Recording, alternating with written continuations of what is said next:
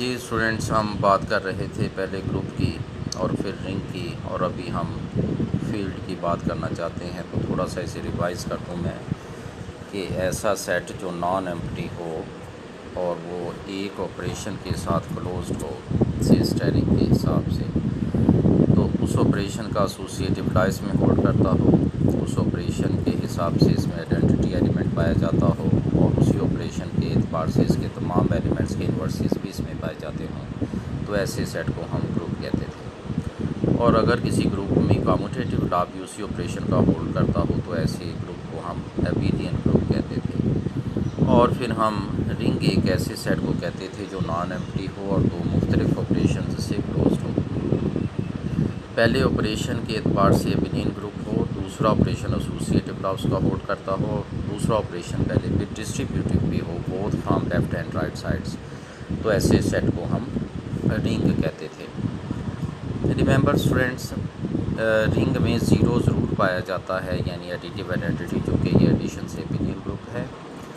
अब एक क्वेश्चन ये आपकी वहाँ बीएससी की बुक में ये एग्ज़ाम्पल के तौर पे कहीं वहाँ पे किया गया है कि जो रिंग का ज़ीरो है वो रिंग के हर एक एलिमेंट से ज़रब खाने के बाद उसे ज़ीरो ही कर देता है। इसकी प्रॉपर्टीज़ भी आप वहाँ से देख सकते हो कि रिंग का जो ज़ीरो है वो कम्यूट करता है रिंग के तमाम एलिमेंट्स के साथ। तो अब इससे आगे ये एग्जांपल्स भी रिंग की हमने देखी थी। अभी मैं फील्ड की डेफिनेशन करने जा रहा था। तो रिंग की तरह स्टार्ट करते हैं कि एक ऐसा सेट जो नॉन एम्प्टी हो, से उसका सेट का नाम एफ़ है, कैपिटल एफ़ है, क्योंकि बाद में हमने इसी को फील्ड कह देना है। दो मुख्तलिफ ऑपरेशन से क्लोज्ड हो, पहले ऑपरेशन के हिसाब से एबेलियन ग्रुप हो। तो स्टूडेंट्स, इतनी प्रॉपर्टीज़ तो ये रिंग वाली है। अब जो ये नंबर 2 लिखा हुआ है, इसमें एसोसिएटिव ला के साथ हमने एग्जिस्टेंस ऑफ आइडेंटिटी और जो मल्टीप्लिकेटिव इन्वर्सेस और मल्टीप्लिकेशन का कम्यूट करना वो भी इंक्लूड कर दिए हैं इनफैक्ट। तो उसने लिखा है कि सारा एफ सिवाय ज़ीरो को एक्सक्लूड करके जो बाकी वाला एफ़ बचता है, बाकी वाला जो एफ़ का पार्ट बचता है, वो ज़रब से भी एबेलियन ग्रुप होना चाहिए और एक डिस्ट्रीब्यूटिव ला होल्ड करना चाहिए, या लेफ़्ट या राइट। तो चलें स्टैंडर्ड बना लेते हैं कि हम लेफ़्ट चेक किया करेंगे। अब एक क्वेश्चन ये है कि क्या तमाम रिंग्स जो हैं वो फील्ड हुआ करते हैं? तो स्टूडेंट्स, लाजमी तौर पे होते हैं। तीसरी प्रॉपर्टी में तुम क्लैश कर सकते हो जी कि वहाँ तो राइट डिस्ट्रीब्यूटिव ला भी होना चाहिए। तो मल्टीप्लिकेशन इसमें चूँकि कम्यूट करती है इसके सेकंड एक्सियम से कि ये एबेलियन ग्रुप मल्टीप्लिकेशन से है, सिवाय ज़ीरो के था, और ज़ीरो रिंग के तमाम एलिमेंट से वैसे ही कम्यूट किया करता है। तो कुल मिलाकर अगर लेफ़्ट डिस्ट्रीब्यूटिव ला फील्ड पे होल्ड करता है तो राइट ऑब्वियसली करता है फ्रॉम टू। और उस एक एग्जांपल से जो मैं ये कह रहा हूँ कि हर रिंग में ज़ीरो रिंग के हर किसी एलिमेंट के साथ कम्यूट किया करता है, ये आसानी से देखा जा सकता है। इसे भी मैं किसी अगले लेक्चर में इसको भी इंक्लूड कर दूँगा।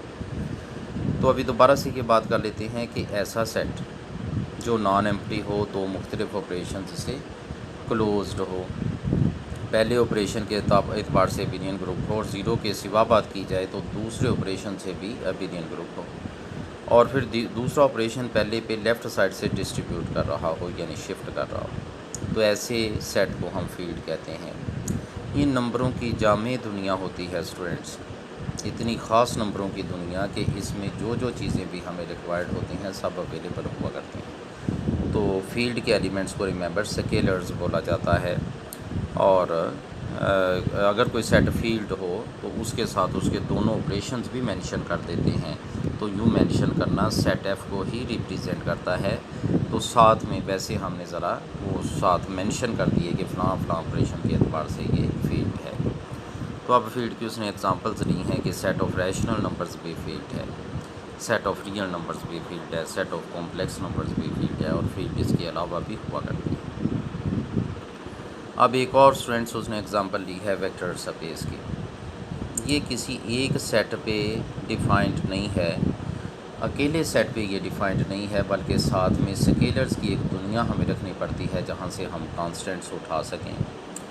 तो उसने कहा है कि एफ़ पहले से एक फील्ड हो, और जिस सेट को हमने वेक्टर स्पेस कहना है बाद में, जब ये एक्सियम्स, जब वो इन एक्सियम्स को फॉलो करती होगी, ये जो हमने लिस्ट कर रखे हैं ये नीचे, तो बाद में हमने चूँकि उसे वेक्टर स्पेस कहना है तो अभी से हम उसका नाम कैपिटल वी रख लेते हैं। तो उसने कहा कि वी जिसे हमने वेक्टर स्पेस कहना है, that set must not be empty, इसमें भी कुछ एलिमेंट्स होने चाहिए कि हम इनसे खेल सकें। अब उसने आगे बात की है कि वी दो ऑपरेशन से क्लोज्ड होना चाहिए, एडिशन से क्लोज्ड होना चाहिए और स्केलर मल्टीप्लिकेशन से क्लोज्ड होना चाहिए। तो पहला ऑपरेशन तो स्टूडेंट्स इसका अपना है वी का, कि वी एडिशन से क्लोज्ड होना चाहिए। दूसरा वी का अपना नहीं है, बल्कि एफ़ और वी को एक दूसरे के साथ कनेक्ट करने वाला ये ऑपरेशन है।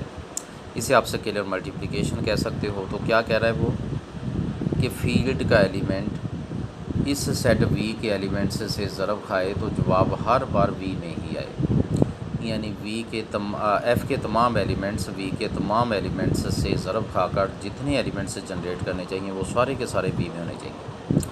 तो रफली स्पीकिंग वी वाले को आप कह सकते हो कि ये जो वी सेट है ये एफ़ को इस तौर पर हज़म करने वाला सेट है, ठीक है। तो ये वी का लोकल ऑपरेशन नहीं है, बल्कि ये एफ़ के साथ उसका कनेक्शन है जिसको वो रिप्रेजेंट करता है। फिर कहता है ये वी एडिशन से बिलियन ग्रुप होना चाहिए।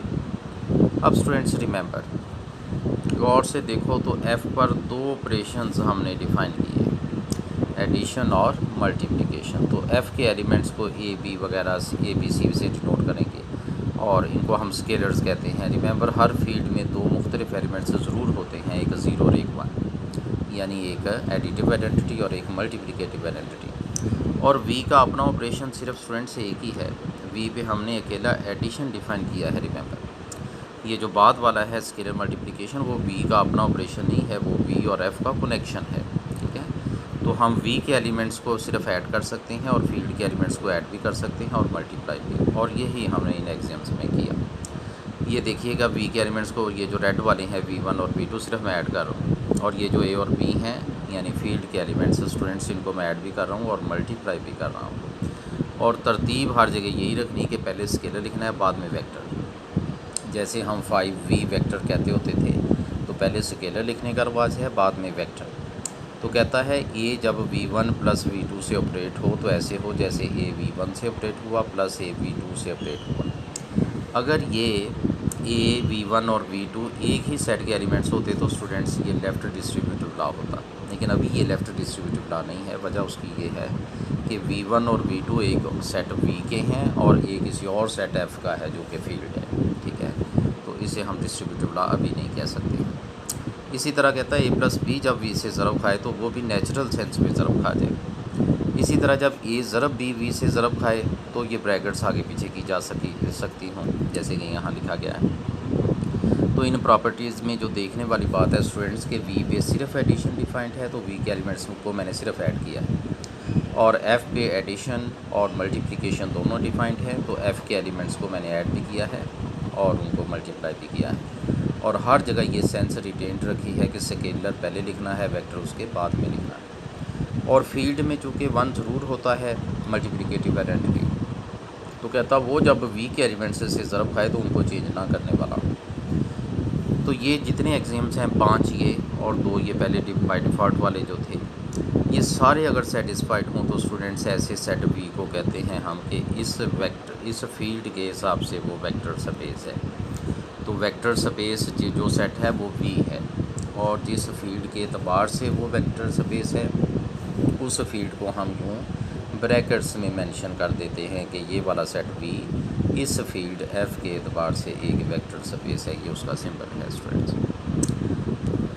अगर ये एक्सियम्स को एक और नज़र से स्टूडेंट्स हम देखते हैं तो आप ये समझो कि एफ़ क्रॉस वी को हम वी पे मैप करने वाले फंक्शन के ये वाले एक्सियम्स जो हैं ये देखना चाहते हैं।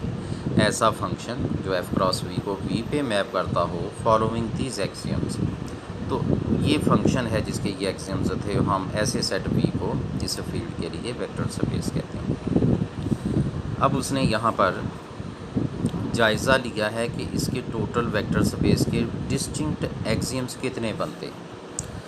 तो एक तो था कि नॉन एम्प्टी सेट हो अंडरस्टूड है स्टूडेंट्स, फिर ये था एडिशन से ये क्लोज्ड हो, स्केलर मल्टीप्लिकेशन से क्लोज्ड हो।